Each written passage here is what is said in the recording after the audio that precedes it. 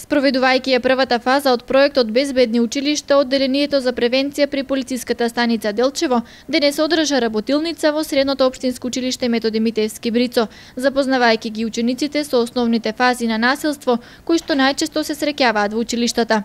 Овој проект се спроведува на ниво на цела држава, се со цел сузбивање на насилието во училиштата, како внатрешно во училиштето помеѓу учениците, така и надвор од него. Најпрво да ви се представам, значи јас сум Катерина Антовска, представник од Општинската организација на Црвен крст, волонтер во Црвен крст, Општинска организација Делчево и фасилитатор за борба против насилство во училиштата. На обуката што ја посетивме лани во март, не обучија како да им ја доближиме, значи, таа тема на младите, на нашите врсници, со цел тие полесно да го препознаат насилството во училиштето, па и во околината. Значи, конкретно мојата задача денес во оваа работилница, која што ја правиме во соработка со средното општинско училиште Методи Митевски Брицо Делчево и со полициската станица од Делчево,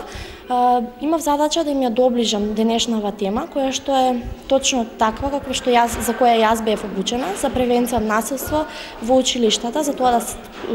целосно да се спречи и да се искорени од доколку го има, да се искорени од самото училиште и од самата околина. Ние сме свесни дека тоа не може во целост да биде искоренето, но ќе се потрудиме преку едукација на помладите, тоа да биде намалено, значи до минимум. Учениците добро го прифаќаат, најпрво бидејќи станува збор